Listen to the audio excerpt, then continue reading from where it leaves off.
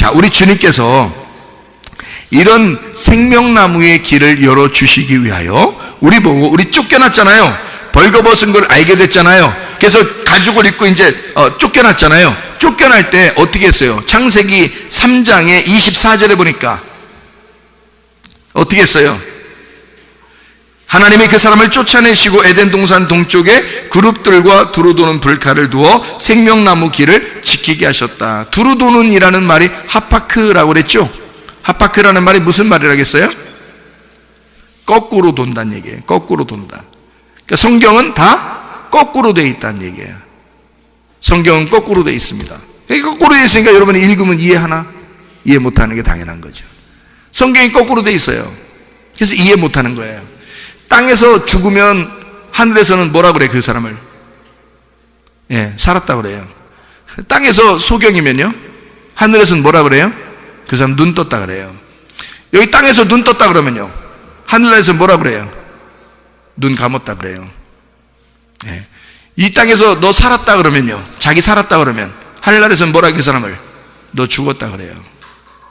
예. 그러니까 이게 성경적으로 보면 완전 반대로 되어 있단 말이에요, 성경이.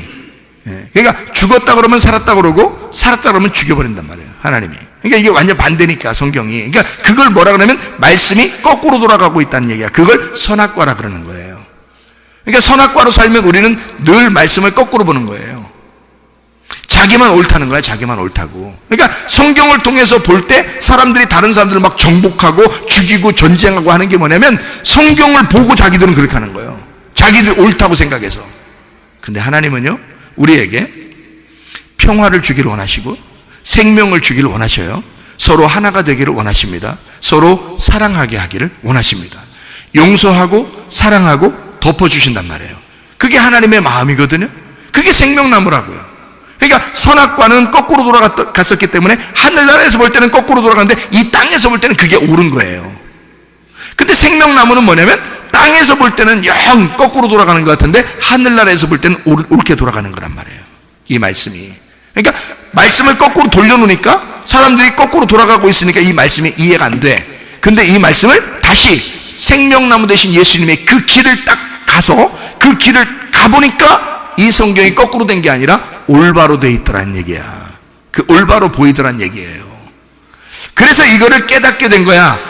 요한복음 9장에 있는 실로암 못에서 소경이 눈 뜬 사람도 예수님께서 뭐라 그러냐면 사람들 보고 너희들 눈 떴다 그러면 너희들 소경이야. 그리고 맹인들은 눈 뜬 사람이야. 이렇게 예수님이 얘기해 주잖아요. 그죠? 하늘나라의 얘기를 해주는 거기 때문에 그래요. 이 땅에서 보는 얘기를 하는 게 아니다, 그런 말입니다. 그러니까 가죽옷을 입고 우리가 쫓겨났다? 그럼 이게 뭐예요? 유리하고 방황하는 나그네란 얘기죠. 그럼 우리가 이 땅에 사는 동안에 내 집이 있어야 돼, 없어야 돼? 없어야 돼. 그럼 우리는 지금 방황하는 사람이니까, 나그네들이니까 이 세상 쪽으로 내가 정착하며 사는 사람이 아니란 말이에요. 언젠가 우리는 죽어서 하늘나라로 가야 돼요. 그 말이 우리는 쫓겨나. 근데 쫓겨났는데 뭐처럼 쫓겨나면 짐승처럼 쫓겨났단 말이에요. 그래서 짐승처럼 자기 집 없이 그냥 유리하면서 방황하면서 다니는 사람들이라고. 우리가 집 있는데?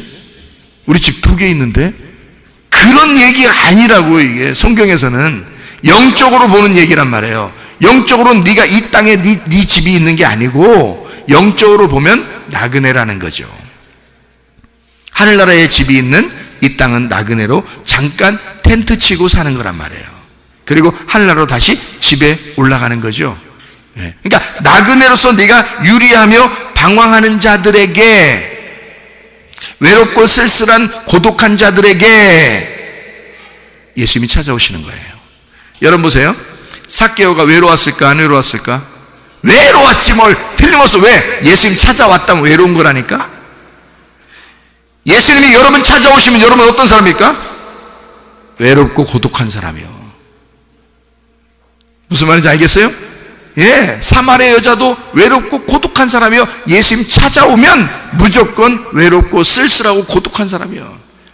유리하고 방황하고 이 땅에 자기 집으로 정착된 게 아니라, 나는 나그네요, 나는 남편이 없어요, 나는 부모가 없어요, 나는 집이 없어요, 나는 이렇게 방황하는 자예요 라고 하는 외로운 자들에게, 쓸쓸하고 고독한 자들에게 주님은 찾아오신다는 거죠. 왜요? 거기서 데리고 가려고. 그런 사람을 데리고 천국에 가려고. 진짜 집으로 데리고 가려고. 진짜 남편 만나게 해주려고. 진짜 아버지 만나게 해주려고. 이해가 되십니까? 그래서 예수님이 이 땅에 내려와가지고 기도를 외로운 곳에서 하는 거예요. 기도를. 예수님이 어디 방석 깔고 난로 펴놓고 여름에는 에어컨 같은 거 옆에 쫙 켜놓고 시원하게 이렇게 기도하신 적 있겠어요? 아니에요. 예수님은 외로운 곳을 찾았어요.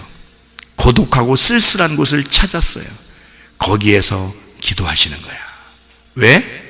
그곳에 있는 사람을 데리고 가야 되니까. 그게 예수님의 기도였단 말이에요. 그게 예수님의 이 땅에 오신 예배였다고요. 마가복음 1장 35절의 말씀 한 절 읽고 마치도록 하겠습니다. 마가복음 1장 35절의 말씀 이렇게 되어 있습니다. 뭐라고 되어 있냐면요, 이렇게 되어 있어요.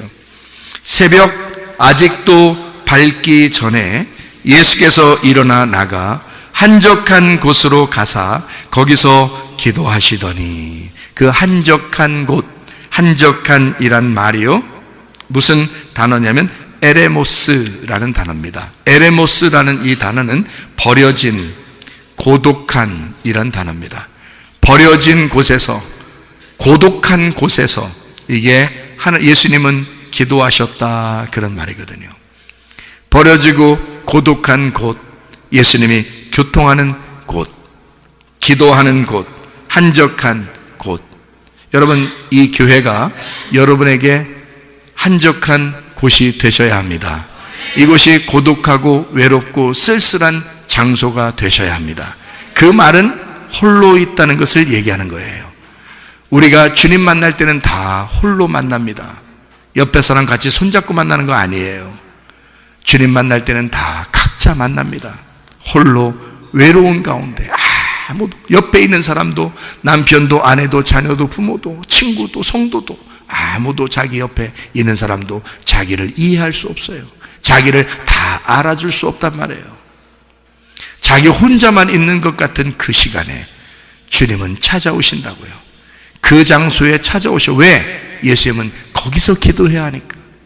그 한적한 그 사람의 마음에서 기도하셔야 하니까. 그 고독한 쓸쓸한 그 사람의 마음에서 예수님이 기도하셔야 하니까. 그래서 이 사람이 가장 외로울 때, 가장 힘들고 고독할 때 주님은 그 사람의 마음속에 찾아오신다 그 말이에요. 이해하겠습니까? 그게 광야와 같은 곳이에요. 광야가 히브리 말로 무슨 말이냐면 미드바르라고 합니다. 미드바르가 미가 장소라는 말이고 다바르가 말씀입니다. 말씀이 있는 장소예요. 그러니까 말씀이 있는 그 장소가 광야, 그 광야 같은 황량하고 외롭고 쓸쓸하고 고독한 그곳에 주님은 거기서 기도하신다. 마음이 그렇게 허전하고 힘들 때, 우리가 주님 앞에 아무것도 할 수 없다고 여겨질 때 우리 주님은 우리의 마음 안에서 기도하고 계신다. 우리 주님은 그 사람을 찾아올 수밖에 없다. 왜냐하면 주님은 그런 곳을 찾아서 기도하시는 분이니까. 그 말씀 안에서 말씀의 교통을 하시는 분이니까. 말씀이 있는 그 장소, 하나님의 말씀을 사모하는 그 장소, 말씀이 없으면 도저히 살아갈 수 없다고 생각하는 그 장소에 주님은 오신다. 그 한적하고 고독하고 쓸쓸하고 외로운 그 장소에 주님은 오신다. 그래서 우리를 찾으실 것이다. 그리고 그 안에서 함께 기도할 것이다. 우리 주님 안에서 여러분, 우리는 지금 과정에 있습니다. 생명나무의 길을 준비하시러 우리 주님께서 이 길을 열어놓으셨죠. 그 길을 열어놓으시고 우리를 진리의 말씀으로 먹이시고 우리를 요리하는 칼로 우리에게 잘 요리를 해서 먹을 거를 채워주시는 하나님이시라 그 말입니다. 여러분, 처음에는 쫓겨날 때요, 하나님이 이 사람을 불칼로 막 돌려서 이걸 갖다가 막아놨어요. 못 먹게, 생명나무 못 먹게. 근데 예수님이 와서 그 불칼을 맞으시고 자기가 죽으셨다고요. 그래서 더 이상 그 불칼이 불칼되지 아니하고 요리하는 칼로 만들어서 이제 우리에게 음식을 만들어줘, 식사 역사하도록 만들어준다고. 그러니까 교회에 온 사람들은 불칼은 예수님이 맞으셨고, 우리는 그 예수님이 만들어주시는 요리, 그 말씀을 듣고 먹고 살아가는 사람들이니까 어린 양의 혼인잔치에 온 사람들이라 그 말입니다. 여러분, 하나님의 말씀으로 충만하시기를 바랍니다. 여러분의 인생이 하나님 말씀이 있어서 풍성하시기를 바랍니다. 사람이 누구 만날 때 먹을 거 없으면 재밌어요? 재미없어요. 먹을 게 있어야 재밌는 거야. 잘 먹으면 좋은 거야. 학생이든 어른이든 말이에요, 만날 때마다 야, 먹을 거 없이 얘기하자. 그럼 재미없는 거야. 먹을 거 일단 갖다 놓고 얘기하면 재밌는 거야. 먹을 게 있어야 돼. 하나님은 우리에게 뭘 주고 싶어 하실까?